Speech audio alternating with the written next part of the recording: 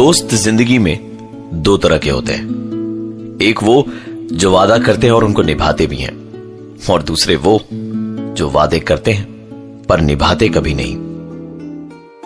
आज की एक कहानी ऐसी भी की कहानी कुछ ऐसे ही दोस्तों की है जो रहते तो एक ही शहर में है, लेकिन अपने काम में इतने बिजी रहते थे कि एक दूसरे से मिलने का टाइम ही नहीं मिलता।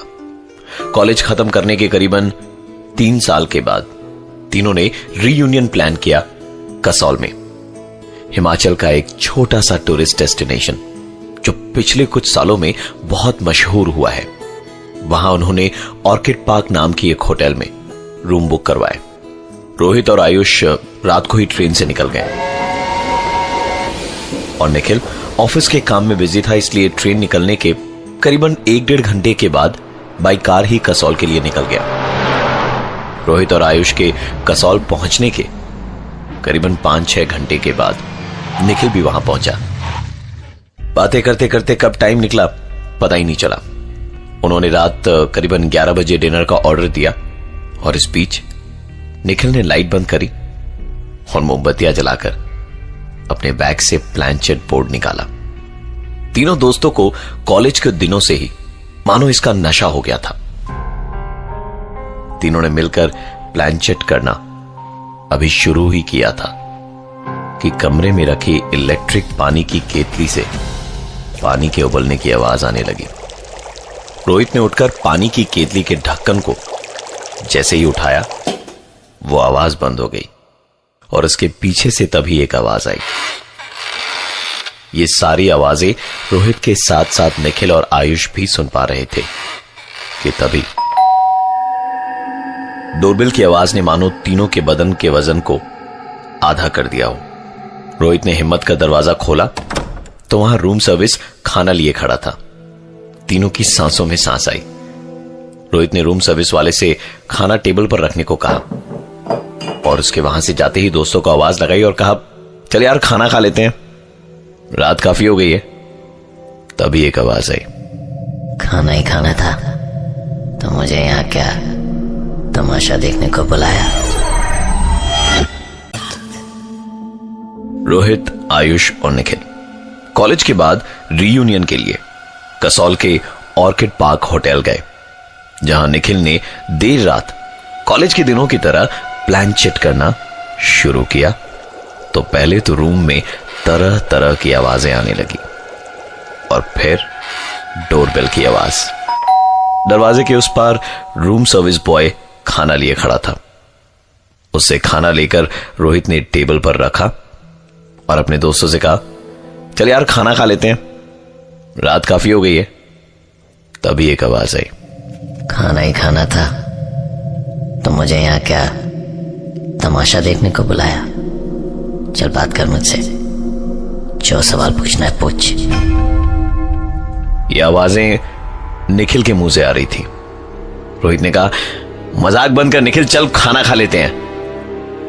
निखिल रोहित पर बिदकते हुए कहता है, क्यों रे, तुझे खाना खिलाने की बड़ी जल्दी पड़ी है? समझता क्या है खुद को? तेरी गाय जैसी बीवी को बता दूं, उसके पैसे के लिए शादी की थी ना उससे। गुड़गांव वाले फ्लैट का इस्तेमाल तो कब, कैसे और किसके साथ करता है बता दूं तेरी बीवी को। मूनलाइट होटल, कमरा नंबर 303, ऊटी रिजॉर्ट। बोलना, बोलता क्यों नहीं है? कि तभी रोहित का फोन बज उठा। निखिल ने कहा, देख, मूनलाइट होटल कमरा नंबर 303 वाली ने अपनी फोटोग्राफ्स भेजी है, देख देख देख। निखिल ने जो कुछ भी कहा वो रोहित की जिंदगी का एक ऐसा सच था जो सिर्फ रोहित को ही मालूम था। और इस वक्त जो मैसेज आया था उसके फोन पे, उसमें भी वही था जिसकी बात निखिल कर रहा था। पर आयुष को लगा कि शायद दोनों दोस्त मिलकर उसको बेवकूफ बना रहे हैं, इसलिए उसने कहा, चलो यार बहुत हुई तुम दोनों की नौटंकी, अब खाना खा लेते हैं। निखिल आयुष की तरफ पलटा और बोला, भिखारी, ये रोहित लड़कियां ताड़ता है तो आयुष तू तो जुआरी है, जुआरी। 20 लाख का लोन कैसे चुकाएगा? आयुष को अंदाजा हो गया था कि रोहित चुप क्यों था, क्योंकि आयुष की भी ये सारी बातें किसी और को पता नहीं थी सिवाय आयुष के। निखिल एक बार फिर बोल उठा, बताना रोहित को कि तू इस ट्रिप पर दोस्ती निभानी नहीं, उससे रुपए उधार मांगने आया है। आयुष को काटो तो खून नहीं, क्योंकि यहां इस ट्रिप पे वो इसी इरादे से आया था। अब निखिल ने अपनी तरफ इशारा करते हुए बोला, दिल तो कर रहा है रोहित कि इस निखिल की बातें तेरे अंदर घुस कर बताऊं, ताकि इस निखिल का चेहरा देख सकूं, लेकिन इसके अंदर मुझे अच्छा लग रहा है। कॉलेज के 3 पुराने दोस्त 4 साल के बाद रीयूनियन के बहाने से कसौल में मिले। तीनों ने कॉलेज का पुराना खेल प्लानचेट शुरू किया। थोड़ी देर में कमरे में उथल पुथल शुरू हुई। फिर निखिल ने अपने दोस्त रोहित और आयुष की गंदी गंदी सच्चाइयां बोलनी शुरू करी। पर ताज्जुब की बात यह थी कि आवाज निखिल की थी ही नहीं। रोहित और आयुष ये सारी बातें सुनकर हैरान थे, क्योंकि ये सारी बातें खुद उनके अलावा और कोई नहीं जानता था। कि तभी निखिल ने अपनी तरफ इशारा करते हुए कहा, दिल तो कर रहा है रोहित कि इस निखिल की बातें तेरे अंदर घुस कर बताऊं, लेकिन इसके अंदर मुझे अच्छा लग रहा है। ये तुम दोनों जैसा नहीं है। अपने बलबूते पर काम करना चाहता था, पहले नौकरी फिर बिजनेस, और यहां इसलिए आया ताकि अपने नए बिजनेस प्लान में तुम दोनों को घुसा सके। निखिल की गर्लफ्रेंड के साथ तूने क्या क्या नहीं किया रोहित। निखिल की निजी जिंदगी की सच्चाई को सुनकर आयुष के चेहरे पर एक मुस्कुराहट आई। तभी निखिल बोल उठा, तू क्या हंस रहा है रे आयुष? जा अपनी बीवी से पूछ कि वो किटी पार्टी का बोलकर घर से निकलती है तो इस पिल्ले रोहित के गुड़गांव वाले फ्लैट में क्या करती है। निखिल ने कहा कि ये जो रोहित है वो बस कहने के लिए दोस्त है, क्योंकि दोस्ती की आड़ में उसे कुछ और ही चाहिए। आयुष की जिंदगी का एक बहुत बड़ा सच उसके सामने था। वो गुस्से भरी निगाहों से रोहित की तरफ देख ही रहा था कि निखिल बोला, तो इसे गुस्से से क्या देख रहा है साले? तूने भी तो इसकी बीवी पर गंदी नजर डाली, पर इस रोहित की गाय जैसी बीवी ने कभी ये चीज नोटिस ही नहीं करी। तो बस तुझे भैया भैया ही कहती रही। मरोगे तुम दोनों मरोगे।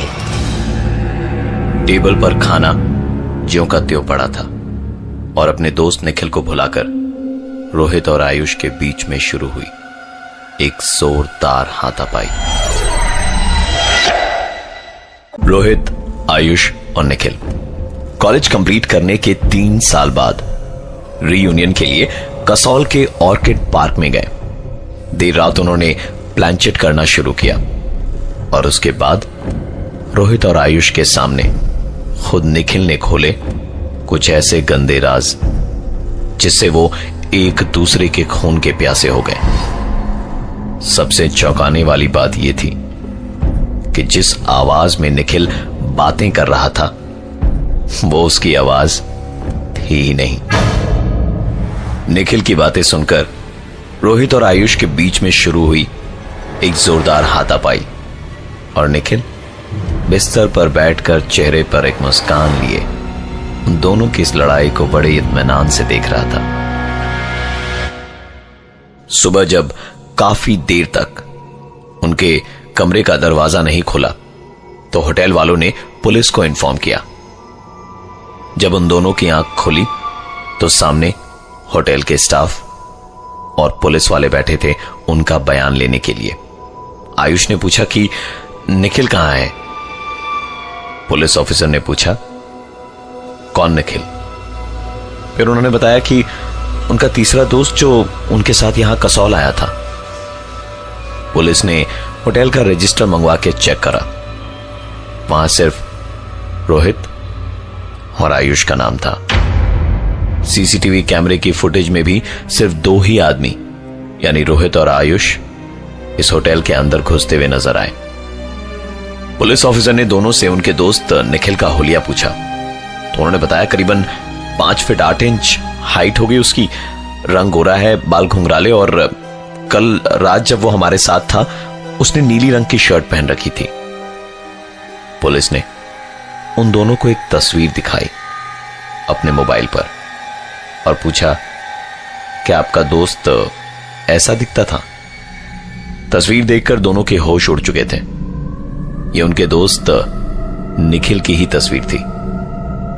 पुलिस ने बताया कि कल शाम कसौल आने के रास्ते में एक कार एक्सीडेंट में इस फोटो वाले लड़के की मौत हुई है और इसके पास से कपड़ों का एक बैग और प्लांचेट वाला बोर्ड मिला। कल शाम अगर निखिल की मौत हो गई थी तो पूरी रात आयुष और रोहित के साथ कौन था? कुछ सवाल ऐसे जिसका जवाब ना आयुष के पास है और ना ही रोहित के पास।